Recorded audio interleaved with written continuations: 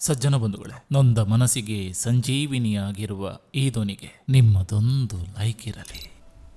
ನಿನ್ನನ್ನು ಪ್ರೀತಿಸುವವರಿಗೆ ಹತ್ತಿರವಾಗು, ದೂರುವವರಿಂದ ದೂರವಾಗು, ಕಡೆಗಣಿಸಿದವರಿಗೆ ಕಾಣದಂತಾಗು, ತಿಳಿಯಲು ಹೊರಟವರಿಗೆ ಅರಿವಾಗು, ತಿಳಿಯದಾದವರಿಗೆ ಕುತೂಹಲವಾಗು. ನೀನೊಂದು ಪುಸ್ತಕವಾಗು, ನಿನ್ನನ್ನು ಓದಿದವರಿಗಷ್ಟೇ ನೀ ಅರ್ಥವಾಗು. ಮುಂದೆ ಹೋಗಿ ಬಿದ್ದವನು ಹಿಂದೆ ಬರುತ್ತಿರುವವನಿಗೆ ಪಾಠವೇ ಹೊರತು ನಗೆಯ ವಸ್ತುವಲ್ಲ. ಕೊಟ್ಟ ಮಾತು ಉಳಿಸಿಕೊಳ್ಳದೇ ಇದ್ದಾಗ ಆ ಮಾತಿಗೆ ಎಷ್ಟು ಬೆಲೆ ಇಲ್ಲವೋ ಅಷ್ಟೇ ಬೆಲೆ ಆ ವ್ಯಕ್ತಿಗೂ ಸಿಗೋದಿಲ್ಲ.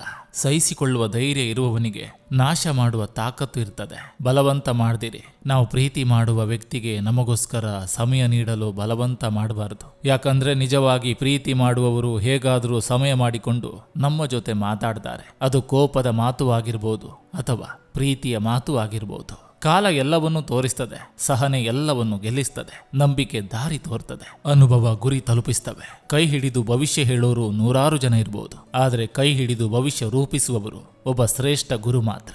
ಈ ಜಗತ್ತಲ್ಲಿ ಮನಸ್ಸನ್ನ ಮೀರಿದ್ದು ಬೇರೊಂದಿಲ್ಲ. ಅದು ಒಪ್ಪಿದ್ರೆ ಬದುಕು ಹಗುರ, ಅದು ವಿರೋಧಿಸಿದ್ರೆ ಸಂಪೂರ್ಣ ಜಗತ್ತೇ ಭಾರ.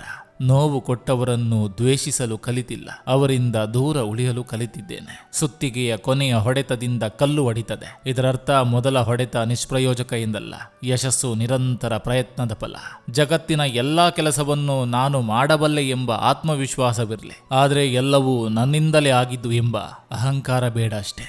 ಮೇಲೊಬ್ಬನಿದ್ದಾನೆ, ಎಚ್ಚರವಿರಲಿ. ಸಜ್ಜನ ಬಂಧುಗಳೇ, ಇದು ಇಂದಿನ ಸಂಚಿಕೆ ಅಂತ ಹೇಳ್ತಾ, ಈ ಸಂಚಿಕೆ ನಿಮ್ಗೆ ಇಷ್ಟವಾಗಿದ್ರೆ ದಯವಿಟ್ಟು ಒಂದು ಲೈಕ್ ಮಾಡಿ, ಜೊತೆಗೊಂದು ಕಮೆಂಟ್ ಮಾಡಿ. ಮತ್ತೆ ಮುಂದಿನ ಸಂಚಿಕೆಯೊಂದಿಗೆ ಅತಿ ಶೀಘ್ರದಲ್ಲಿ ನಿಮ್ಮನ್ನ ಭೇಟಿ ಆಗ್ತೇನೆ. ನಿಮ್ಮೆಲ್ಲರ ಮನಸ್ಸು ಪ್ರಶಾಂತವಾಗಿರಲಿ ಅನ್ನೋದು ಈ ವಾಹಿನಿಯ ಉದ್ದೇಶ.